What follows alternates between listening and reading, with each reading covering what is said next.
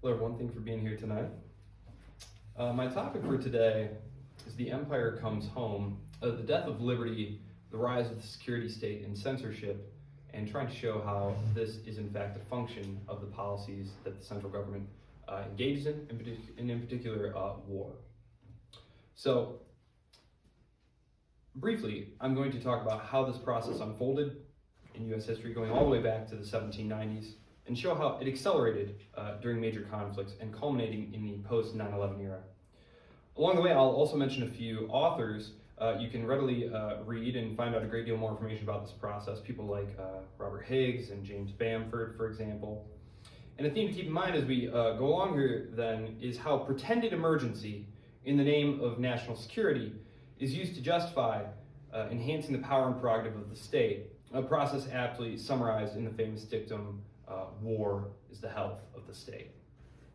So the tradition of federal government repressing dissent in the name of security and engaging in lawfare against their political opponents goes almost all the way back to the founding, to the late 1790s to be precise, starting with something called the Alien and Sedition Acts, 1798. And this was introduced during John Adams's presidency amid fears of war with France, when Federalists, his own party, favored a generally British-leaning policy, and the bloc around Jefferson, those who'd become the Jeffersonian Republicans, favored revolutionary France, Republican France.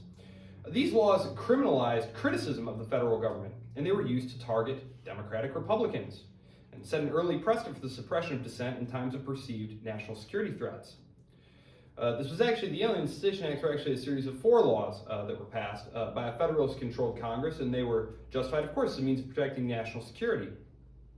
But just as when you look at something, anything the government does, it's critical when considering something you need to look beyond the rationale and look at the actual point of practice and to see how these things diverge. An example I like to use is income tax, which was originally sold as a way to, quote, tax the rich. And look how that turned out. So, these 4 laws, they were used to target political opponents, to stifle dissent. For example, the Naturalization Act.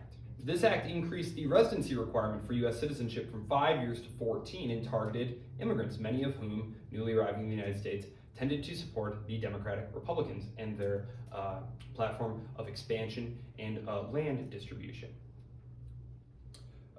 The Alien Friends Act. This law gave the president, mind you, the authority to detain and deport any non-citizen deemed, quote, dangerous to the peace and safety of the United States, even during peacetime. Keep that phrasing in mind later. We're going to see it in the post-9/11 acts. So, the Alien Enemies Act, and this again allowed the president to arrest, detain, and deport any male citizen of a foreign nation aged 14 and older in times of war, so long as they were a citizen of the nation in question. So if you were someone who was French and you emigrated here and we go to war with France, the president can simply seize you. The Sedition Act. This was the most controversial of the 4 acts, and it made it a crime to, quote, write, print, utter, or publish any false, scandalous, or malicious statements against the federal government, Congress, or the president. So as you can see, the more things change, the more they stay the same. And of course, what was this used to do? It was used to shut down Democratic, Republican opposition newspapers, to arrest activists who criticized Adams and the Federalist policies. Probably most famously, Congressman Matthew Lyon of Ohio. He was jailed, actually, for his criticisms.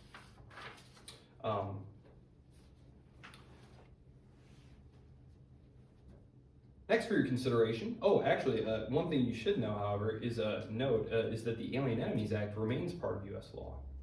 So most of these were repealed by Jefferson or allowed to expire, but that one did not. Next, for your consideration, we have the Civil War. The Civil War. During the Civil War, Abraham Lincoln and his administration implemented several unprecedented measures that expanded federal power and in many cases suppressed political opposition in ways that had long-lasting implications for civil liberties and the role of the federal government. Naturally, defense of these actions was justified by the need to preserve the Union during a time of extreme crisis, but they also represented a dramatic shift in the balance between individual rights and state power. And so here are some of the ways that this happened. First, and perhaps most infamously, was the suspension of habeas corpus. that is the protection that prohibits individuals from being detained without due process. So, of course, this was used to arrest those who were suspected of, quote, disloyalty or opposition to the war effort, and there was a great deal of opposition to the war effort in the North.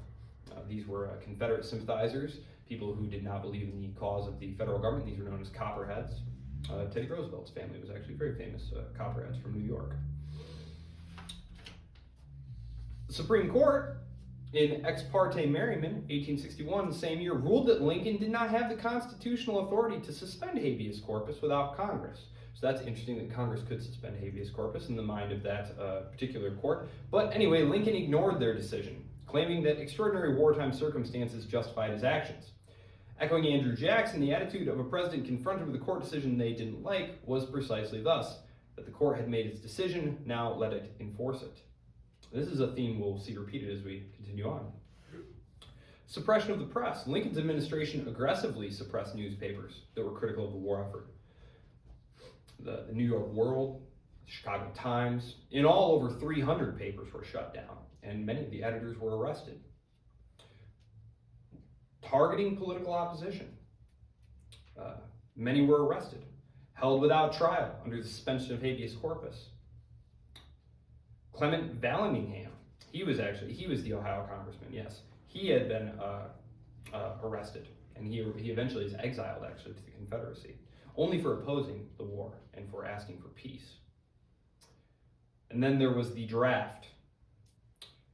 In 1863, the first federal draft in U.S. history was passed. It required all male citizens between the age of 20 and 45 to enroll for potential military service. This was highly unpopular. There were many draft riots in northern cities. Of course, the troops were sent out to put these down. The first federal income tax. This is the Civil War is when the first federal income tax was implemented. Though the tax was repealed after the war, it did set a precedent for the future role of the federal government in taxation, paving the way for the eventual passage of the 16th Amendment in 1913, which permanently established a federal income tax, which I mentioned earlier. Then there was the printing of greenbacks, that is paper fiat money. To finance the war, the federal government passed the Legal Tender Act of 1862, which authorized the issuance of paper currency. This was not backed by gold or silver. This was the first time the federal government had issued fiat money, and it was initially highly controversial, especially as it directly violated the Constitution in both letter and spirit. This, of course, caused incredible inflation, which is, of course, a violation of property rights. But it would lay the foundation for a more centralized monetary system that would ultimately culminate in the later creation of the Federal Reserve, also in 1913. So many of Lincoln's wartime actions, it's clear, sharpened the centralizing power of government, and also impacted civil liberties in ways that were going to be very negative in the long term. Ironically, I am going to close with a quote from Abraham Lincoln. So, bad as he was, Woodrow Wilson would come along and give Lincoln a run for his money, particularly when you consider that what he did was in the name of involving the United States in the most ruinous and pointless of wars imaginable up to that time, World War I, thus setting the stage for the rise of the Soviet Union, Nazi Germany, etc. You can read any number of books about why the 20th century is Woodrow Wilson's fault, so I won't belabor the point here. But under Wilson, we saw the Espionage Act, 1917, and the Sedition Act of 1918. And these were passed in order to criminalize anti-war speech and protest. And as we'll see, some of these are still with us today. So, thousands would be arrested, including a very infamously a preacher up in New England who had printed out his own pamphlet and distributed it to several members of his own congregation, in which he argued that it was immoral for a Christian to support U.S. entry into the war. He was arrested. The government started censoring mail, newspapers. So let's get into it. So the Espionage Act made it a crime to convey information intended to interfere with the U.S. Armed Forces efforts or to promote the success of the nation's enemies. So, of course, this was interpreted as anything that might weaken the war effort, such as criticizing the war. So, individuals who were found guilty under this act for obstructing recruitment, discouraging enlistment. Discouraging enlistment. This was a federal crime now. And of course, it was used to target anti-war activists, labor leaders. One of the most famous cases involved the arrest and prosecution of Eugene Debs, who was a Socialist Party leader and candidate for president. He was sentenced to 10 years in prison for delivering an anti-war speech. Naturally, the act was also used to target opposition newspapers, particularly the very active German newspaper press and also the Irish press. We had a lot of German Americans, Irish Americans, which Woodrow Wilson in his speech calls very suspect, those so-called hyphenated Americans whose loyalties we must question. Lots of very wild, draconian acts were directed at them. You know, things like making laws against German language education, speaking German on the telephone. That was a state law, but yes, you couldn't do that. The Espionage Act is actually still in effect today. Parts of it have been amended, but it's been used to prosecute Chelsea Manning and Edward Snowden recently, which I know you're all very aware of those cases. In 1918, the following year, the Sedition Act was passed. It was actually an amendment to the Espionage Act. And what it did is it expanded the scope of the original law. The original law was not comprehensive enough. The Sedition Act made it a crime to utter, print, write, or publish any disloyal, profane, scurrilous, or abusive language about the U.S. government, the Constitution, the flag, or the military. So as you can see, they really needed a much broader umbrella to be able to persecute those who disagreed with the administration's policies. The Sedition Act was used to prosecute pretty much anyone who opposed the war. Many thousands were locked up. Famously, the Supreme Court did take a look at this. Charles Schneck, he was a Socialist Party official, he was convicted under the law for distributing leaflets urging resistance to the draft. The Supreme Court took a look at this, Schneck versus the United States, and they upheld his conviction. And this is where our litmus test, clear and present danger. This is something that is still held up today in judicial rulings. This is where that standard for limiting free speech originated, was in 1919 as a part of the Sedition Act. So this basis for restricting our speech today came about as a result of Woodrow Wilson wanting to get us involved in World War I. Now, the Sedition Act was repealed in 1920. However, as I said, the Espionage Act does remain on the books.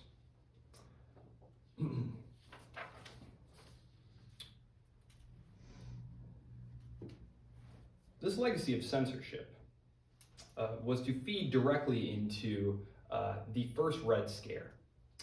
This was 1919 to 1920.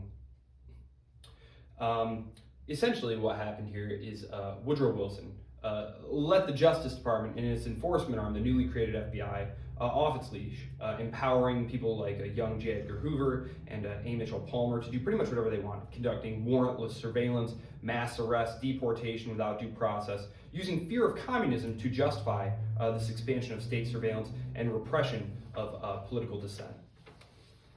Of course, this Red Scare was forgotten because the second Red Scare, associated with the Civil War, the hysteria there was so totally all-consuming it virtually consigned the first Red Scare, which the government was only able to sustain for several months, to the proverbial dustbin fist. People very, very quickly wised up that there was in fact not a secret communist plot to take over America. But I bring up the Cold War and the Second Cold War because I wanted to read you a passage here from someone who I think did a great deal of harm to American conservatism in the 1950s. I think you can trace the rise of neoconservatism very much to this man and to those Republicans whom he inspired. And this comes from an article in 1952 in the Commonweal magazine entitled "A Young Republican, the Party and the Deep Blue Sea," in which a young William F. Buckley, later founder of the National Review, expressed the following sentiments. Deeming Soviet power to be a menace to American freedom, we shall have to rearrange sensibly our battle plans. And this means that we have got to accept big government for the duration of the Cold War contest. For neither an offensive nor a defensive war can be waged except through the instrument of a totalitarian bureaucracy within our shores, and that conservatives and Republicans specifically must support large armies and air forces, atomic energy, central intelligence, war production boards, and the attendant centralization of power in Washington. And so these are the champions of freedom, the Republicans. And of course, this expansion of government power is justified by the need to go outside our borders to fight more wars. Yes, the Red Scare, the Second Red Scare, 1947 to 1957. McCarthyism is probably the most well-known aspect of this, but that was actually a very brief moment of the broader Red Scare. But it featured things, these rabid hunts for communists within government, the media, entertainment industries. It saw the creation of the House Un-American Activities Committee, public trials, blacklisting, loyalty oaths. It led to the National Security Act being passed, the creation of the CIA, National Security Council, the institutionalization of the national security and spying apparatus, the expansion of surveillance, the growth in covert operations abroad paralleled by increasing domestic surveillance of dissidents at home, an aggressive interventionist foreign policy increasingly necessitating this, and ultimately culminating in initiatives like the FBI's COINTELPRO, for example. Targeting civil rights groups, anti-war activists. This program aimed to, quote, neutralize individuals and groups deemed subversive by the government through various methods, harassment, defamation, even sometimes using infiltration of its memberships to attempt to incite violence. Actually, to the point of infiltration, which, as Ken Silva at the Libertarian Institute writes about, is still a commonplace occurrence, a common tactic by the government and its federal police. It was so thorough at one point that the FBI, under J. Edgar Hoover, had enough of its agents inside certain leftist organizations like the Communist Party of the USA that Hoover seriously considered taking over the party at the next plenary meeting. That he had enough members inside. The majority of members of the Communist Party USA were actually members of the FBI or paid informants. So there you go.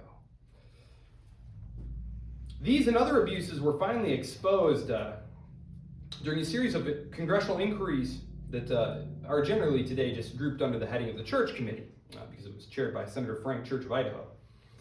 And it investigated illegal surveillance, infiltration, many other wrongdoings, uncovered things like the CIA's MK-Ultra project, which was a CIA program that experimented on unwitting American citizens with drugs, hypnosis, and other forms of psychological manipulation to study potential mind control techniques, just what all our tax dollars should be going for. The committee also discovered that both the CIA and FBI were engaged in widespread surveillance of American political figures, activists, journalists, even ordinary citizens. The committee found that individuals like Martin Luther King Jr., for example, were targeted with harassment campaigns to damage their personal lives. Agencies had intercepted mail, wiretapped phones, and conducted break-ins without warrants, amassing personal information on individuals without any formal criminal charges. The revelations led to public outrage and attempted legal reforms. Creation of new mechanisms for oversight, right? Because of course, the great failed promise is that you can reform government, right? You read about it today. We need to reform the Fed. We need to reform the FBI. But that never works. And this is a great example here. In order to prevent the abuse of its surveillance prerogatives, the FISA court was created, because that will not be abused. More to say on the FISA court in just a minute, but the FISA court, yes, 702 FISA, yes, that was actually created by the Congress to protect us from the spying of the other part of the government. So, more on that later. Of course, then we get the post 9/11 period, the Patriot Act, and the rise of the comprehensive totalitarian security state. Patriot Act, 2001, Joe Biden's Patriot Act. Never forget that he was George W. Bush's whip for that. And the Iraq War, Second Iraq War. Mass surveillance. It allowed unprecedented surveillance powers, warrantless wiretapping, mass data collection, and monitoring of Americans without any probable cause. The use of national security letters to bypass traditional judicial oversight, access your personal records. FISA courts, yes. These are secret courts that provide almost no transparency, no accountability, totally violating the Constitution. And based on what information the government has been forced to declassify, we know that there is almost a 100% approval rate. That is, if the government wants to legally spy on you, it can and will. Of course, tech companies, whose promise was liberation, freedom, etc., under pressure from the government, engaged in censorship of politically inconvenient content, monitoring user activity, removing content deemed, quote, dangerous or misleading, which is generally just dissenting political views. The rise of censorship, framed as a battle against misinformation and, quote, fake news, of course, leads to the suppression of legitimate dissenting perspectives. And this is to say nothing of the fact that these tech companies, which gather your data, then sell it to the government or to companies the government contracts with, running an end round around court rulings or laws that the government just doesn't like. The lesson here is fairly straightforward. A government that is strong enough to dictate to the rest of the world is a government that is strong enough to dictate here at home. And gradually, those far-lying colonies that the empire controls, we become one of those colonies, all colonies of Washington, D.C. Repression at home leads to repression abroad. Those methods of military occupation, surveillance, covert operations, those methods return home. Already, drone surveillance and military methods of policing developed abroad are now used on U.S. soil, in which ordinary Americans are increasingly viewed as an essentially hostile population. Already, provision has been made for allowing for the indefinite detention of American citizens by the military. It was included in the National Defense Authorization Act for fiscal year 2012. Specifically, sections 1021 and 1022 of the NDAA authorized the military to detain individuals, including American citizens, without trial if they were deemed to be involved in terrorism or associated with forces engaged in hostilities, whatever that is, against the United States. And of course, the language in these sections granted broad detention powers under the guise of national security. 1021, for example, states that such individuals may be held without trial until the end of hostilities. But of course, Congress doesn't declare war anymore. So how can a war that's never been started ever actually end? Section 1022 further mandates the detention of certain foreign nationals, but left ambiguity about the military's power. This power, of course, though, is still on the books. Despite the fact this was passed in 2012, it's still on the books. The closing of political space, the erosion of rights, and the collapse of liberty as the security state expands its reach is the natural culmination of a state that is geared toward welfare and warfare. And without reversing this trend, the U.S. risks devolving further into a totally authoritarian state. It is up to all of us to resist the normalization of censorship and surveillance epitomized by the candidacies of those like Mike Rogers and Alyssa Slotkin, Kamala Harris, and Donald Trump. We should restore our civil liberties by dismantling the security state before it's too late. And of course, as I said, I'm going to end, rather ironically, with a Lincoln quote.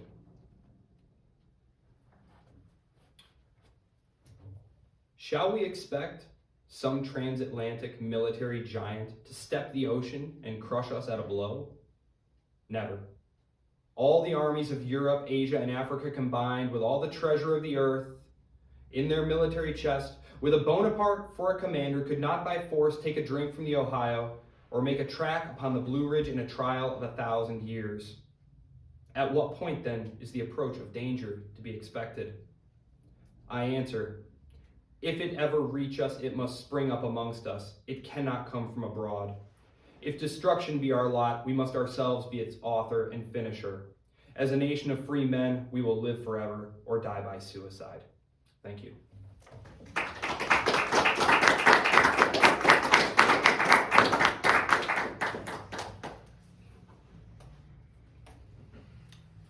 I'll take any questions anyone has. So if you were to have a magic wand and you could only remove maybe one of these laws on the books that might do the most positive impact, do you think there's any one that's like the most destructive currently, or is it just the totality of, you know, the whole, all of them combined, that's really the problem? It's a great question, because as I tried to illustrate, even if there is a law or some sort of barrier. They're just, these people's entire job in life is focused around spying on us and eliminating our freedoms. And just imagine that you got a room full of very smart, determined people with all the money in the world to play with, all the technology, and virtually no oversight. And there's just these rules. And I mentioned basically going to one of their contracting companies and having them approach one of these tech companies and just buying all the data that they aren't allowed to have, and just having, now they have the data, right? Like, so for me, that's one of the reasons that I focus so assiduously on ending the Federal Reserve, because it is the ability to print infinite amounts of money that allows all of this to go on. Just think about it. We're $35 trillion in debt. We have almost $200 trillion in unfunded liabilities on the books, and we have $2 trillion annual deficits from now until the end of probably the next decade. None of this can be financed without the ability of the Federal Reserve to just print money. We couldn't afford to have the national security bureaucracy that we have that spies on us all the time if the American people actually had to be forced to pay for it. I think a very telling moment of American history was the decade and a half just prior to the creation of the Federal Reserve, when people like Teddy Roosevelt were determinedly trying to shift the American Republic onto a more imperial forward footing by creating things like a massive navy.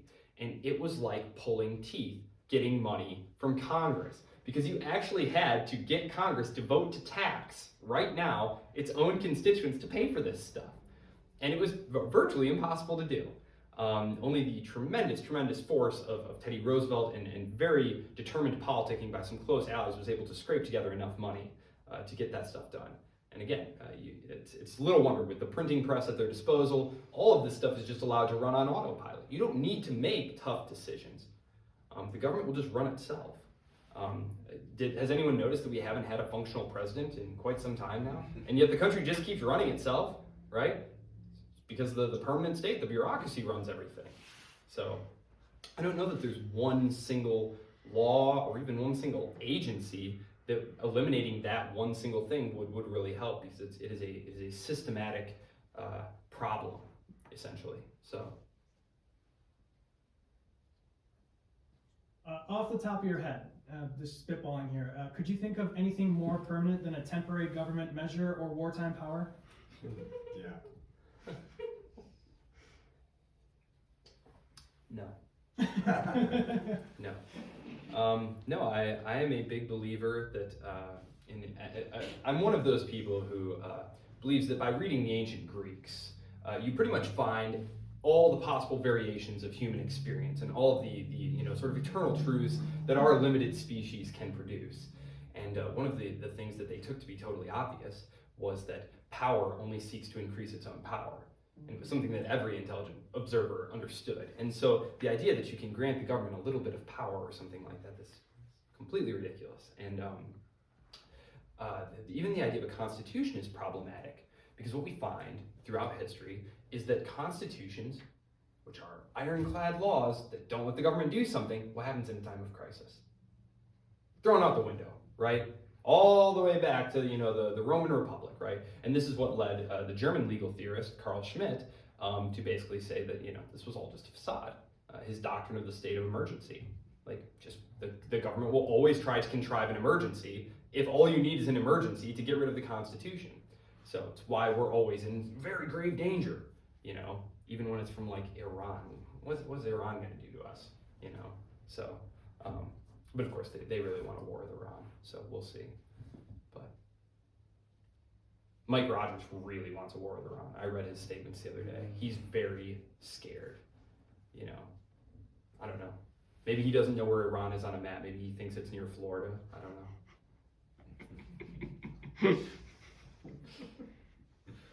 But yeah. Anyone else? So beyond political candidacy, what are the other ways that citizens can challenge the growing security state? Well, other than political action, I'm a big believer in trying to build alternate institutions to government. I don't believe that this can last. We are not on a sustainable trajectory. It is a question of basically, when is this going to cease being the case? So I do think it is, there has been progress made. I don't want to be too much of a Debbie Downer about things. When I was cutting my political teeth back in the late 2000s, and Ron Paul was saying we need to end the Fed, he couldn't get a single fellow congressperson to sign just a sort of a symbolic resolution that we should end the Fed. There are 28 confirmed members of Congress now who have signed a virtually identical document. And so it is a very slow process of one, public education, getting people to see these things, to appreciate these things. We are living in a time where the media space is growing more balkanized, which is actually good for us. It allows heterodox views and parties to get a platform. And so, perhaps it's not all totally bleak. Again, it's just that's an incredible transformation from a decade and a half ago, 2 decades ago to now. So really, if people like Kamala Harris and Donald Trump and Mitch McConnell and the Nancy Pelosi's of the world, if they can all keep doing as bad a job as they've been doing, in which I trust that they will keep doing this bad a job, they may so delegitimize themselves and so bankrupt us, ideologically, morally, fiscally, that then we are actually given a chance to kind of start over. And hopefully we do a better job. And it would be good to have alternate institutions, whether they be educational, ideological. For example, the really nice network of little independent libertarian think tanks that are cropping up. Of course, the Libertarian Institute, which is the one I work at, the Mises Institute, which has been around now for almost 40 years. They were really in the vanguard of this movement. They were very far-sighted, just steering people toward these resources, creating the kind of, whatever, I'll just use the phrase, a hegemonic thought paradigm, right? Something to contest against the tremendous philosophy of statism that dominates us all, right? Breaking those barriers to the Overton window, right? Saying Social Security is a Ponzi scam and we need to get rid of it, right? Donald Trump's not going to say that. Kamala Harris isn't going to say that. The parties agree that we need to keep funding Social Security, and what's one of the most effective attacks you can make on your opponent? They hate Social Security, right? There's no talk about the economics of Social Security or the fact that it was a Ponzi scheme that was set up just to help the government fund it. Almost half of Americans surveyed, and this was back in 2019, I'm sure the numbers are still about the same, actually believe that somewhere at the Treasury Department, there's a box with their name on it, with their money in it, waiting for them to retire. And this is just incredible to me, but it shows me that the public education system is doing an excellent job. Because the public education system is not actually meant to educate. It is meant to instill obedience and loyalty to the state and its ideology. And that's why even, so-called conservative Republicans will cry at the sight of a picture of Harry Truman, right? So, who's a monster? Who helped create all the things we hate today? So, again, private schools, private institutions, again, trying to take everything we can private, encouraging the growth of cryptocurrency networks that are outside of government control. Like, these are all very important things, and it's one of the reasons that Donald Trump's, quote, flirtation with crypto makes me nervous. Anytime any government person likes something, always makes me very nervous, especially if it's a good thing. So, yes. Anyone else? Yeah. You brought up in your speech about a certain point at which the FBI was considering the idea of winning the elections inside of the Communist Party and whatnot. And I'm curious of your thoughts with, I think we see a lot of things in society now with like agent provocateurs at events. I think we probably have some help from the feds in our own organization potentially.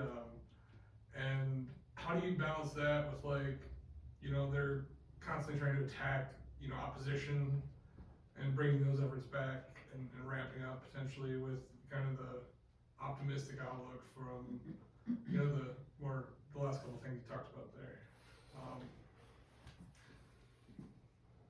Well, I think it's almost certain that, virtually any organization with any kind of traction has feds in it of some kind.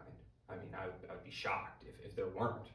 I would really want to know more about why not. You guys have all this money, all this time, you abuse all your powers all the time. Why are you not doing this now? I'd be a little curious, actually. But I actually think it's quite far-fetched. Any organization with any kind of traction, who has any kind of influence at all, is obviously being spied on, obviously being infiltrated. Who knows what we'll find out 40 years down the road, because of course they deny, and then 40 years later when they finally declassify something because some historian or something files enough Freedom of Information Act requests, they finally get it and they bring it to light, and it just it's in and out of the news cycle. The one exception to that, of course, would be like the JFK, like if we could find out what's in there. But generally speaking, a great example of this was this book that was published recently called Underground Empire. And it's this book that very blasé, just very matter-of-factly explains to you how the government in Washington set about weaponizing and taking control of the digital economy. And it's not written in any kind of a bashful way. It's written in a very matter-of-fact way. It's a product of like Georgetown University Press or something. It's written by a couple of bureaucrats from the State Department who are instructing the next generation of securocrats. Well, look, this is how we did things then. And of course, we told them we weren't, forcing AT&T to let us have all their data, but that was just a lie. And look, when it came out, people hardly cared. And that's kind of how I feel about it now. Like January 6th, like how many members of that crowd were on the Fed payroll, right? Does anyone here believe that there weren't people on the Fed payroll there? I certainly don't, right? But we won't know that for a good long time. That being said, there's not really a lot that can be done about that. The fact that organizations attract that kind of influence is a sign that what they're doing is working. So I guess I would take that as a positive. And then of course, don't do anything stupid, because of course, the FBI, the Department of Homeland Security, they exist to entrap people into doing stuff. So yeah, I mean, we saw that in our own state here, actually just a couple of years ago. So, just always be cautious and assume that the government knows what you're doing. I do. So, pity whoever's watching me. I'm not terribly interesting, but, Anyone else? Well, thank you all so much. I really appreciate you coming out tonight.